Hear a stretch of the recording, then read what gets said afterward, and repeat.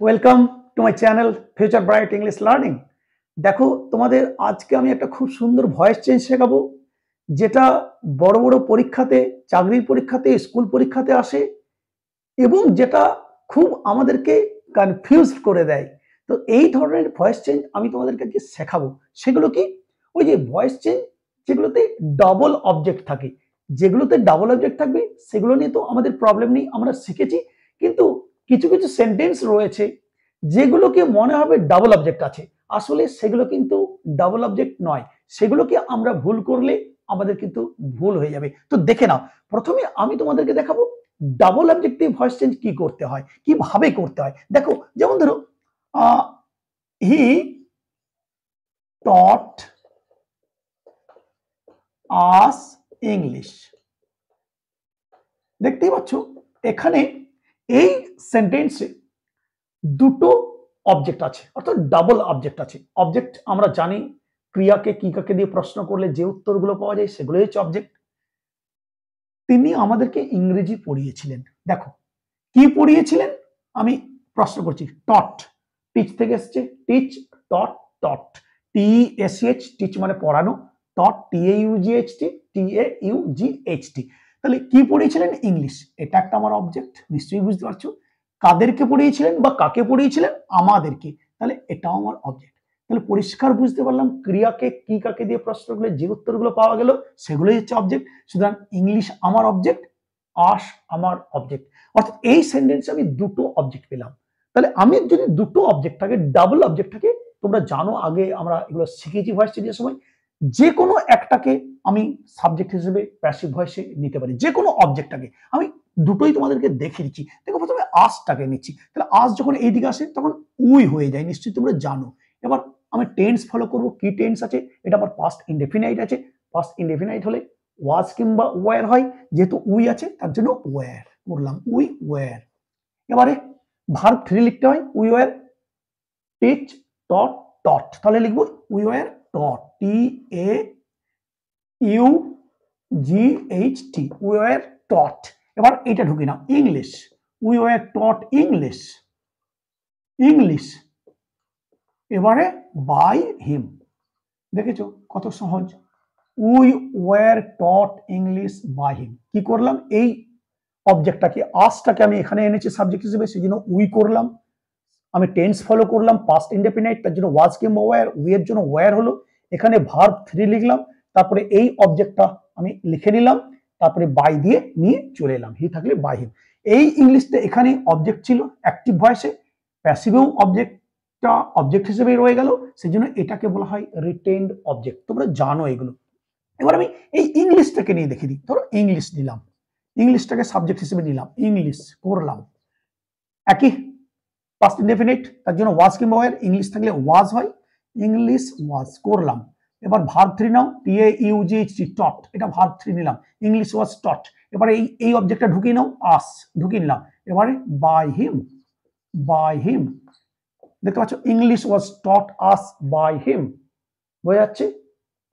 তার দ্বারা আমাদেরকে ইংরেজি পড়ানো হয়েছিল বা শেখানো হয়েছিল। তাহলে আমার এখানে দুটো অবজেক্ট আছে, দুটো অবজেক্ট থাকলে আমার যেটা খুশি আমি কিন্তু আমার প্যাসিভ ভয়েসে সাবজেক্ট হিসেবে আমি কিন্তু গ্রহণ করতে পারি বা নিয়ে আসতে পারি। এটা নিয়ে কোনো প্রবলেম নেই, এইগুলো নেই। যখন ডাবল অবজেক্ট থাকবে আমি চিনতে পারবো। কিন্তু প্রশ্ন হচ্ছে, প্রবলেম হচ্ছে, এমন কিছু সেন্টেন্স তোমাকে পরীক্ষাতে দিয়ে দেবে, বিশেষ করে চাকরির পরীক্ষাতে, যেগুলো তোমার মনে হবে ডাবল অবজেক্ট, আসলে সেগুলো কিন্তু ডাবল অবজেক্ট নয়। সেগুলোকে যদি তুমি এদিকে নিয়ে চলে আসো তাহলে কিন্তু তোমার ভুল হয়ে যাবে। এই জিনিসটাই আমি তোমাদেরকে খুব ভালো করে দেখাচ্ছি। দেখো, তাহলে এগুলো নিশ্চয়ই বুঝতে পেরেছো ডাবল অবজেক্ট।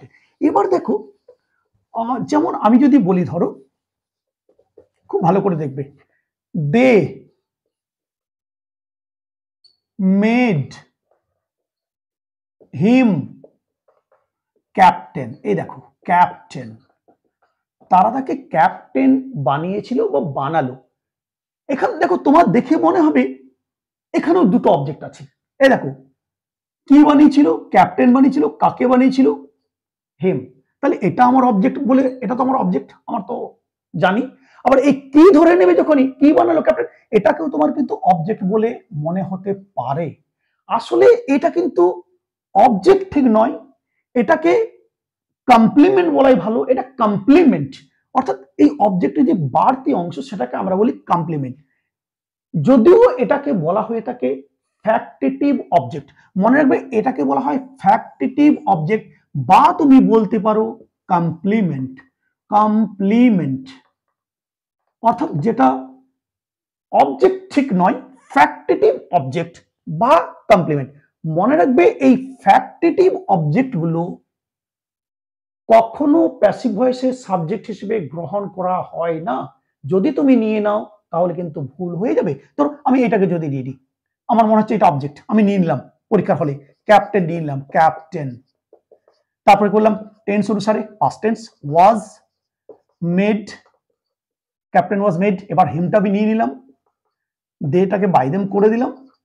আমার কিন্তু এটা পুরোপুরি ভুল হয়ে গেল, কারণ কি হয়েছে, এইটাকে আমি অবজেক্ট মনে করে আমি কিন্তু সাবজেক্টে নিয়ে চলে এসেছি প্যাসিভ ভয়েসে। কিন্তু মনে রাখবে এই ফ্যাক্টিটিভ অবজেক্টগুলো বা কমপ্লিমেন্টগুলো কখনো প্যাসিভ ভয়েসের সাবজেক্ট হিসেবে আসে না। এটা তোমাকে চিনতে হবে, এটা সত্যিই কি অবজেক্ট, এটা কিন্তু অবজেক্ট নয়।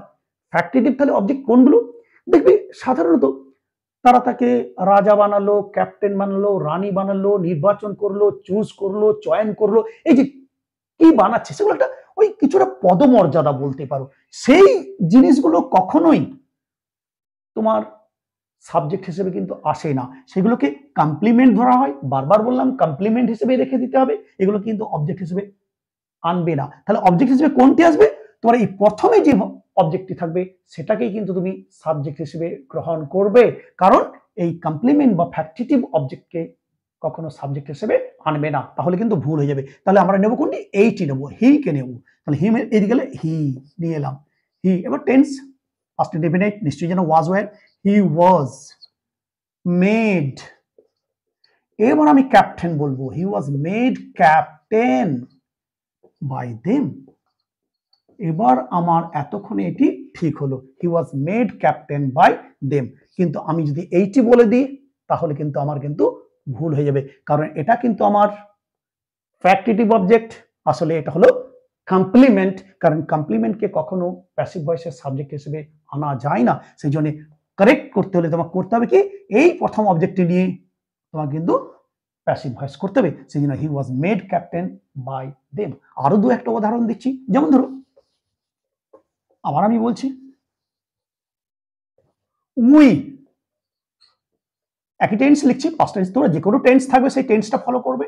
উই মেড হিম কিং, আমরা তাকে রাজা বানিয়েছিলাম, উই মেড হিম কিং।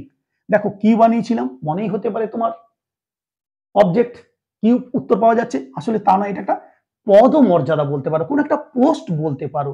সেই জন্য এটা কিন্তু ফ্যাক্টিটিভ অবজেক্ট। হ্যাঁ, কাকে বানিয়েছিলাম এটা হচ্ছে আমার কিন্তু অবজেক্ট, এটাকে ফ্যাক্টিটিভ অবজেক্ট বলা হয় বা কমপ্লিমেন্ট বলা হয়। সেই জন্য এটাকে আমি কিন্তু কখনো এখানে আনবো না। তাহলে এই প্রথম অবজেক্টটাকে তুমি নিয়ে এসো, তাহলে হি নিয়ে এলাম, ওয়াজ। এবার মেক মেড, মেড নিশ্চয়ই জানো, হি ওয়াজ মেড। আমি এটা যেহেতু পাস্ট টেন্স ইনডেফিনাইট সেই জন্য ওয়াজ করলাম, ওয়াজ ওয়্যার হয়, হি ওয়াজ মেড। এবারে কিংটা নিয়ে নাও, হি ওয়াজ মেড কিং, যা থাকবে উই থাকলে বাই আস। দেখতে পাচ্ছ, he was made king by us, আমাদের দ্বারা তাকে রাজা বানানো হয়েছিল, তাহলে he was made king by us. মনে রাখবে এই ফ্যাক্টিটিভ অবজেক্টগুলো তোমাকে চিনতে শিখতে হবে, যদি চিনতে পারো তাহলে কিন্তু এই ভুলগুলো হবে না। ডাবল অবজেক্ট তো তোমরা আমরা বুঝেই গেলাম, সাধারণত ডাবল অবজেক্ট কোনগুলো, কোনো বস্তু হতে পারে, সে আমাকে একটি কলম দিয়েছিল, he gave me a pen. এই দেখো কি দিয়েছিল, কাকে দিয়েছিল, পেন আমার একটা অবজেক্ট, কাকে দিয়েছিল, আমাকে, এটাও একটা অবজেক্ট, ডাবল অবজেক্ট। তারপরে ধরো সে আমাকে, he offered me a red rose, সে আমাকে একটি লাল গোলাপ অফার করেছিল, কি অফার করেছিল, রেড রোজ, এটা একটা আমার অবজেক্ট, কাকে করেছিল, আমাকে, তাহলে এটাও একটা অবজেক্ট। ডবল অবজেক্ট আমরা কিন্তু চিনতে পারছি খুব সুন্দর হবে, ডবল অবজেক্ট চেনা যাবে, দেখবে বস্তু থাকে, কি দিয়েছিল, এগুলো কিন্তু বস্তু একটা থাকে, সেটা হচ্ছে ডাবল অবজেক্ট। আর এই ফ্যাক্টিটিভ অবজেক্ট বা কমপ্লিমেন্ট কি, ওই যে বললাম বানানো, রাজা বানানো, রানী বানানো, ইলেক্টেড করা, নির্বাচন করা। আরেকটা উদাহরণ দিই, যেমন ধরো দে ইলেক্টেড হিম, নির্বাচন করা, চুজ করা, যাই বলে না কেন, দে, আবার বলছে দে ইলেক্টেড, এই দেখো ইলেক্টেড একই জিনিস, নির্বাচন করা, ইলেক্টেড হিম প্রেসিডেন্ট, এই দেখো এটাও একই জিনিস। দে ইলেক্টেড হিম প্রেসিডেন্ট, তারা তাকে প্রেসিডেন্ট বানালো বা নির্বাচন করলো, নির্বাচিত করলো, তাহলে কি করলো? প্রেসিডেন্ট। তাহলে এটা আমার ফ্যাক্টিটিভ অবজেক্ট বা কমপ্লিমেন্ট, এটা কিন্তু এখানে যাবে না, আমার এইটাকে আমি নেবো। তাহলে হি ওয়াজ ইলেক্টেড, আবার এটা আমি পাস্ট টেন্সেই নিয়েছি, পাস্ট ইনডিফিনিট, ওয়াজ ওয়্যার তার জন্য নিয়েছি। ইলেক্টেড প্রেসিডেন্ট, এটা আমি লিখে নিলাম, he was elected president by them. বুঝতে পেরেছো? সুতরাং তোমাকে যেটা বুঝতে হবে খুব ভালো করে, কোনগুলো ডাবল অবজেক্টে পড়ছে, কোনগুলো ডাবল অবজেক্ট নয়, ফ্যাক্টিটিভ অবজেক্ট, সেটা তোমাকে বুঝতে হবে। ওই যেগুলো আমি বারবার বলে দিচ্ছি, বানানো, নির্বাচন করা, চুজ করা, সেইগুলো তোমাকে ফ্যাক্টিটিভ অবজেক্ট ধরতে হবে, ওইগুলোকে বাঁ দিকে নিয়ে আসবে না, আনলে কিন্তু ভুল হয়ে যাবে। তুমি যেটা মনে রাখবে, আমার মনে হয় বেস্ট হবে, এই সামনের যে অবজেক্টটি থাকবে প্রথমে, সেইটাকে তুমি কিন্তু সাবজেক্ট হিসেবে প্যাসিভ ভয়েসে নিয়ে চলে আসবে, তাহলে কিন্তু তোমার আর ভুল হবে না। তারপর যেটা টেন্স থাকবে সেই টেন্স অনুসারে তুমি করে দেবে। আশা করছি সবাই বুঝতে পেরেছো। যদি কোনো অসুবিধা হয় অবশ্যই কমেন্ট বক্সে কমেন্ট করবে।